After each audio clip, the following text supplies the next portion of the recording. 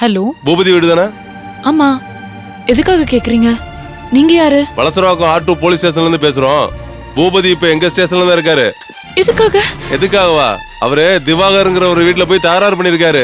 திவாகரோட சம்சாரம் சக்திங்கிறவங்க கம்ப்ளைண்ட் கொடுத்திருக்காங்க. அதனால அவர் அரெஸ்ட் பண்ணி ஸ்டேஷன்ல வச்சிருக்கோம். அதான் உங்ககிட்ட தகவல் சொல்றோம். கண்மணி, என்னாச்சு? பாத்தியம்மா, இந்த சக்தி பண்ண வேலைய என்ன பண்ணா? இவர் அவங்க வீட்டுக்கு போய் ஏதோ பிரச்சனை பண்ணிருக்காரு. உடனே அவ போய் போலீஸ் கம்ப்ளைண்ட் கொடுத்துட்டா. இவர் அரெஸ்ட் பண்ணி உள்ள வச்சிருக்காங்களாம். அவளால நான் எத்தனை கஷ்டத்தை தான் தாங்குது. கண்மணி, அழாதம்மா. எங்களால முடிஞ்சதை பண்றோம். என்னம்மா, என்னாச்சு? சொல்றேன்பா. கண்மணி, அழாதம்மா. போன வச்சிடுறேன்.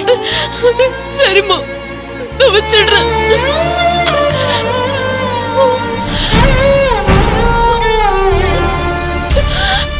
திலகா, கண்மணிக்கு என்னமாச்சு சொல்லு.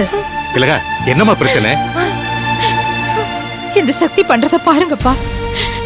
நம்மள சாகடிச்சு சமாதி கட்டணும்னு நினைக்கிற போல இருக்கு. பதட்டம் இல்லாம நிதானமா சொல்லுமா. மாப்பிள்ள சக்தியோட வீட்டுக்கு போயிருக்காரு. கோவமா 2 வார்த்தை பேசியிருக்காரு போல. இவ பண்ண காரியத்துக்கு கோவம் வரது நியாயம் தானே? ஆனா அந்த மகாராணி உடனே போலீஸ்க்கு கம்ப்ளைண்ட் கொடுத்துட்டாளாம். என்னது?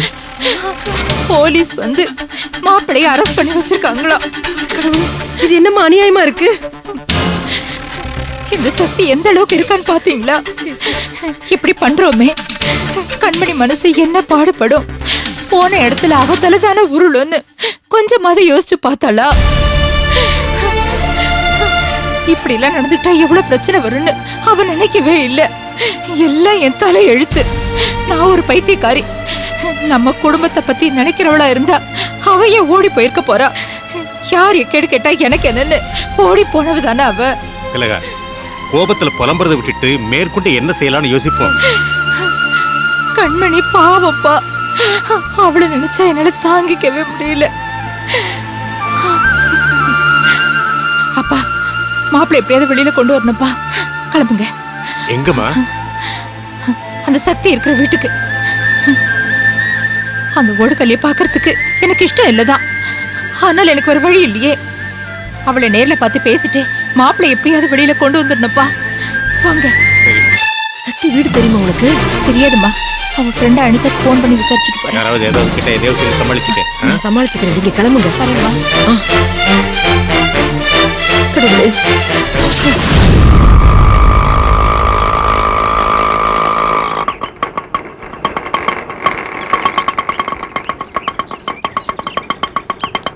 தம்பி, புதுசா கல்யாணமானவர் திவாகர்னு பேரு. அவர் வீடு இங்க இருக்கிறதா சொன்னாங்க.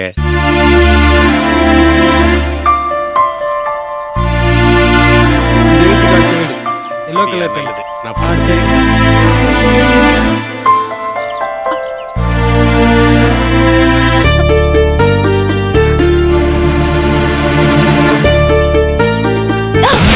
பாத்துமா, ஏன் இவ்வளவு அவசரம்?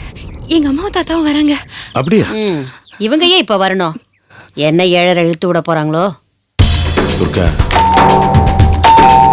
நீ போய் அவங்கள பாருமா.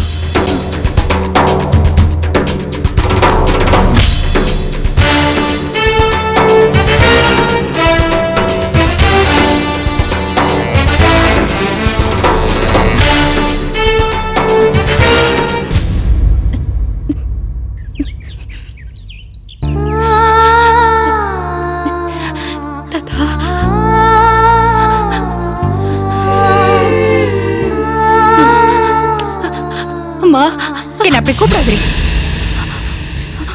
அம்மாங்கிற வார்த்தைக்கு அர்த்தம் தெரியுமாடி உனக்கு?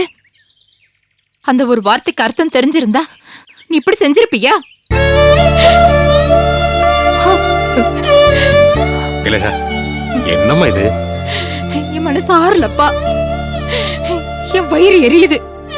இந்த வயித்துல தானடி உன்னை சுமந்த. கண்மணிய இந்த வயித்துல தானடி சுமந்த. பாவண்டி அவ.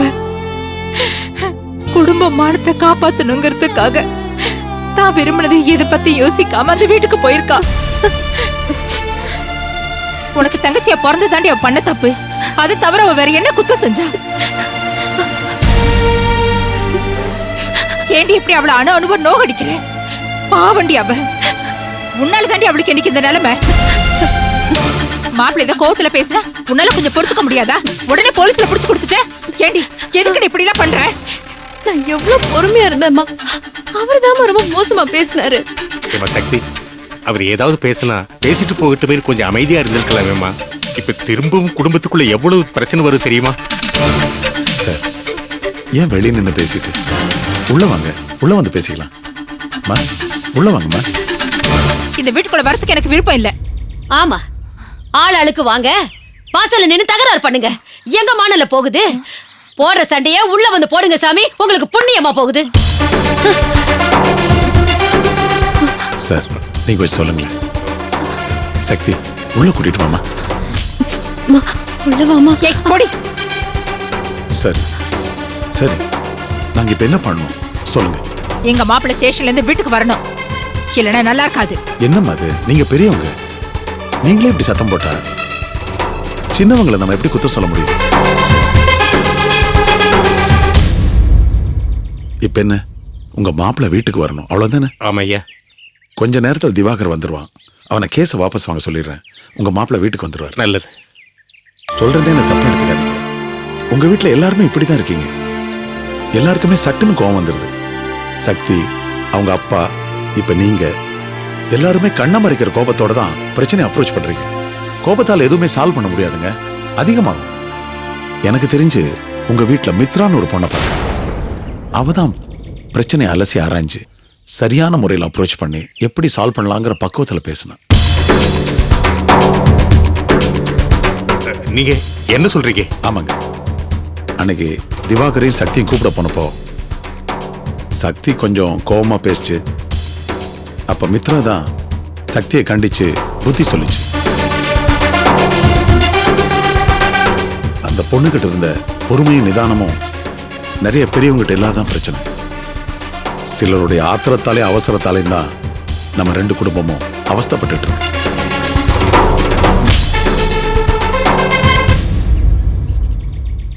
சார், இவ்வளவு பேசியும் அவங்க வீட்டுக்குள்ள வராம வெளியே தான் நிக்கிறாங்க. இனிமே எந்த பிரச்சனையா இருந்தாலும் தயவு செஞ்சு மித்ராவை அனுப்புங்க. அந்த பொண்ணு மட்டும்தான் எங்க தரப்பு வார்த்தையும் சேர்த்து யோசிப்பேன்.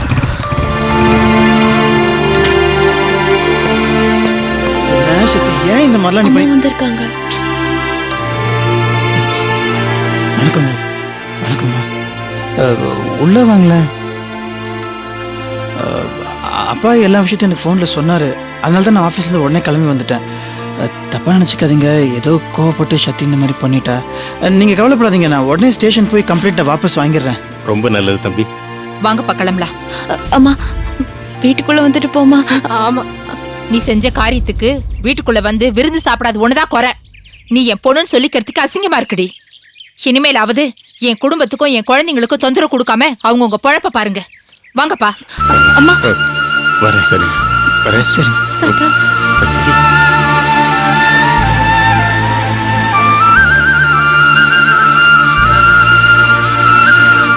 போய் சக்தியை உள்ள கூட்டு போய் சமாதானப்படுத்து. ம் சரிப்பா. அப்புறம் மறக்காம ஸ்டேஷனுக்கு போய் கேஸை வாபஸ் வாங்கிடு. வா உள்ள போலாம். திவா, வா.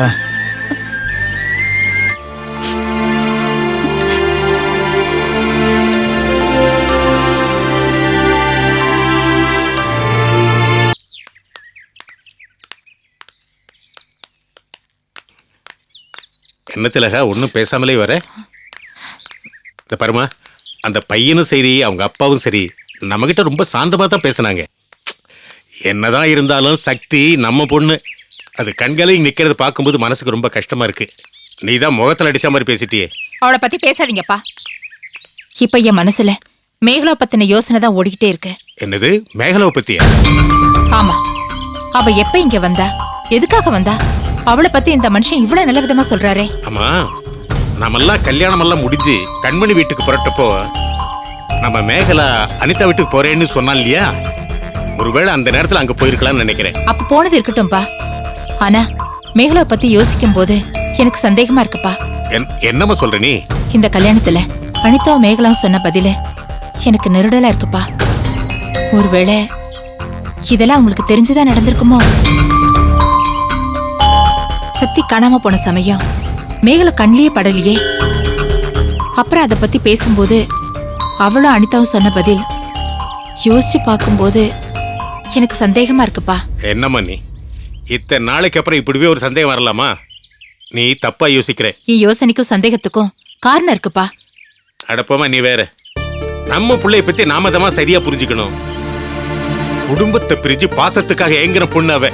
அப்படிப்பட்ட பொண்ணு நம்ம குடும்பத்துக்கு பாதகம் வரா மாதிரி ஒரு காரியத்தை பண்ணிருப்பாளா? நிச்சயம் பண்ணிருக்க மாட்டா. அப்பா, நீங்க அவ குணத்தை வச்சு ஒரு வியோகமா சொல்றீங்க. ஆனா கல்யாணத்தன்னைக்கும் அதுக்கப்புறம் அவ நடந்துட்ட விதத்தை பத்தி நான் யோசிக்கிறேன். என்னம்மா நீ திரும்ப திரும்ப அதையே சொல்லிட்டு இருக்க? மேகலாவும் அனிதாவும் சேர்ந்துதான் ஏதாவது பண்ணிருக்கணும்பா. அப்படி பார்த்தா அனிதா தான் சக்தியோட காதல் விவகாரத்தை உங்ககிட்ட வந்து சொன்னா, அதுக்கப்புறம் தான் நீ சக்தியை கண்டிச்ச. அப்படி இருக்கும்போது அவ மேல எப்படி சந்தேகப்படுவ? சரிம்மா, அனிதா தான் கடைசி நேரத்துல தன் ஃப்ரெண்டுக்காக தன் மனசு மாத்தி கல்யாணத்தை நடத்துறான்னு சொன்னா கூட நான் நம்புவேன். ஆனா மேகலா அப்படி இல்லை. மேகலா நம்ம பொண்ணுமா. நம்ம குடும்ப கௌரவத்துக்கு பங்கம் வர மாதிரி எந்த ஒரு காரியத்தையும் அவ பண்ண மாட்டா. இனிமே அவ பேர்ல சந்தேகப்படுறதை நீ விடு. ஆமாம்மா, மேகலா நம்ம பொண்ணுமா.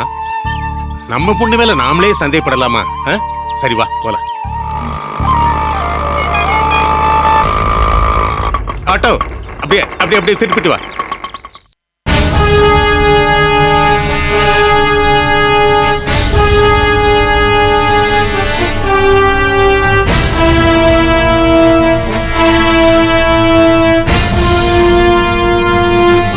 ப்ளீஸ் சார், எங்க அண்ணனை விட்டுருங்க சார்.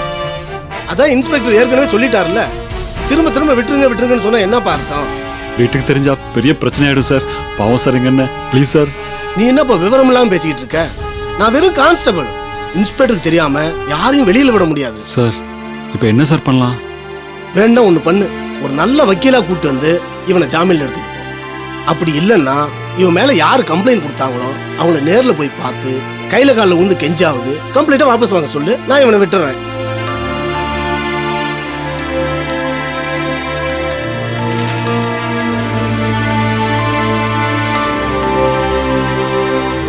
என்னென்ன இதெல்லாம் தேவையான இதெல்லாம் நடந்தது நடந்து போச்சுன்னு நம்ம வேலையை பார்க்காம அங்க போய் பிரச்சனை பண்ணிட்டு என்ன? அப்படியே அப்பனா பல்லெல்லாம் எகிரிடும். பெரிய இவனாடா நீ? எனக்கே வந்து புத்திமதி சொல்லிட்டு இருக்க? இல்லைண்ணே, உன்னை பார்க்கறதுக்கு ரொம்ப கஷ்டமா இருக்குன்னு அதான். அப்படின்னா விஷயத்தை போய் வீட்டில் சொல்லி ஒரு வக்கீல ஏற்பாடு பண்ணு. அவர் வந்து 4 வார்த்தை பேசினாதான் இந்த திமிரு பிடிச்ச போலீஸ்காரங்களோட கொட்டை அடங்கும். என்னண்ணே இங்க போய் பாத்தியாப்பா, ஸ்டேஷனுக்குள்ள இருக்கும்போது எவ்வளவு திமிரா பேசுறான்னு. எனக்கு என்னமோ இவன் வெளியே போற மாதிரி தெரியல. ஓஹோ, அப்ப என்ன வருஷ கணக்குல உள்ள வச்சிருவீங்களா? ஏடா அறிவில்லை உனக்கு? எதுக்கு அப்படி ஓவரா சொல்ற? உன்னை விட அதிகமா தொழில்நுட்பம் பார்த்துருக்குறோம் தெரியுமா? தம்பி, இவன் இன்ஸ்பெக்டர் கிட்ட பணிஞ்சு பேசினா அவர் இறக்கப்பட்டு விட்டுருவாரு. ஆனா இவன் நெத்தியில கொம்பு முளைச்ச மாதிரி பேசிட்டு இருக்கானே. நீ கிளம்புப்பா. அண்ணே, சாப்பிட்றதுக்கு ஏதாவது வேணுமா அண்ணே? அதெல்லாம் ஒண்ணும் வேண்டாம். முதல்ல நான் சொன்னது போய் வீட்டில் சொல்லு. போடா.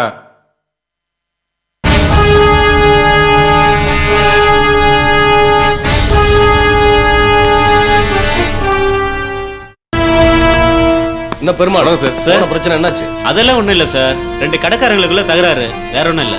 ஓகே, இவன் சாப்பிட்டானா? இல்ல சார். போய் ஏதாவது வாங்கிட்டு வா. Okay sir.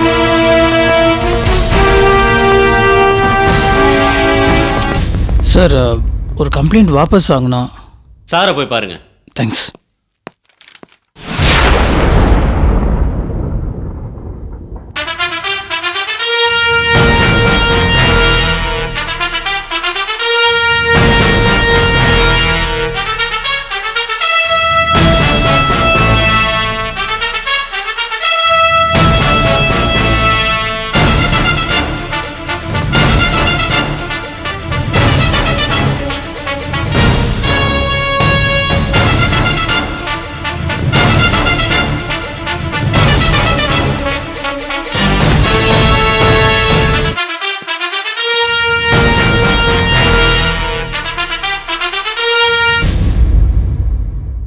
ஹலோ, யார் நீங்க? உங்களுக்கு என்ன வேணும்?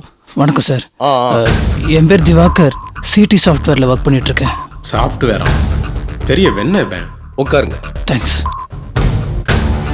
அன்னைக்கு ஹோட்டல்ல இவன் பேர்ல கம்ப்ளைண்ட் கொடுத்தது நீங்க தானே? ஆமாம் சார். இப்போ என்ன விஷயம்? அது பூபதி விஷயமா தான் சார். என்னங்க நீங்க? இவன் மாற்றப்பலாம் நீங்களும் வந்துடுறீங்க. இவனுக்கும் உங்களுக்கு என்ன சம்பந்தம்? இல்லை, அப்போ எந்த சம்மந்தமும் இல்லை.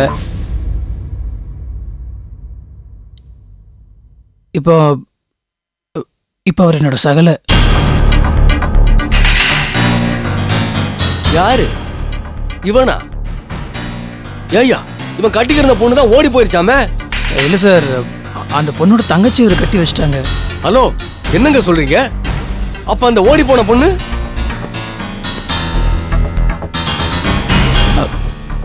அவங்க என் ஒய்ஃப் சார். நீங்க சொல்றது ஒண்ணுமே புரியல. என் தலையே சுத்துது. சார், நான் சொன்னேன்ல, நான் கட்டிக்கு போறவளை கூட்டிட்டு போய் கல்யாணம் பண்ணிக்கிட்டு இவன் தான். அவளுடைய தங்கச்சியை எல்லாருமே சேர்ந்து என் தலையில கட்டி வச்சுட்டாங்க. இப்ப விளங்குதா? கேட்கறதுக்கு கதை இன்ட்ரெஸ்டிங்கா இருக்குல்ல? ஏய், ஏன்டா நீ இப்ப சத்தம் போடுற? உள்ள வந்து நான் தூக்கி போட்டு மேய்ச்சி போட திமிரா? சொல்லுங்க சார். இல்லை சார், நடந்த பிரச்சனைகள்னால குடும்பத்தில் குழப்பமாயிடுச்சு. பின்ன குழப்பம் இருக்காதா? கேட்குற எனக்கே கேர் ஆயிடுச்சுப்பா. சார், சரியோ தப்போ இப்போ இவர் என்னோட சகலை. இவர் ஏதோ ஆத்திரத்தில் பண்ணிட்டனால அவசரப்பட்டு என் ஒய்ஃப் கம்ப்ளைண்ட் கொடுத்துட்டாங்க. இப்போ கம்ப்ளைண்ட் என்கொயரின்னு போனால் குடும்பத்தில் பிரச்சனை இன்னும் அதிகமாகிடும் சார். இப்போ அதுக்கு என்ன செய்ய சொல்ற? சார், நான் கம்ப்ளைண்ட்டை வாபஸ் வாங்கிறேன் சார். அவர் மேலே எந்த கேஸும் எழுதிடாதீங்க. அவரை கொஞ்சம் வெளியே விட்டுருங்க சார். என்னங்க நீங்க நினைச்சா கம்ப்ளைண்ட் கொடுப்பீங்க, அப்புறம் வாபஸ் வாங்கிக்கிறேன்பீங்க. ஏன் போலீஸ்காரங்க வேற வேலை வெட்டி இல்லைன்னு நினைச்சிங்களா? அப்படி இல்லை சார், இது எங்கள் குடும்ப பிரச்சனை. நாங்களே பேசி தீர்த்துக்கிறோம் சார். நடந்ததெல்லாம் மறந்துட்டு இனிமேலும் பிரச்சனையை வளர்க்காம நானும் என் ஒய்ஃபும் கம்ப்ளைண்ட்டை வாபஸ் வாங்கிக்கலான்னு முடிவு பண்ணிட்டோம். Please sir. சரி, இது குடும்ப பிரச்சனைன்றீங்க. உங்க பிரச்சனை எனக்கு புரியுது. உங்க சார்பாவும் உங்க ஒய்ஃப் சார்பாவும் இந்த கேஸை வாபஸ் வாங்கிக்கிறதா எனக்கு லெட்டர் எழுதி கொடுங்க. கான்ஸ்டபிள், கேட்ட தரையா? பிள்ளை சார், அவன் சட்டை எடுத்துட்டு வா. Okay sir.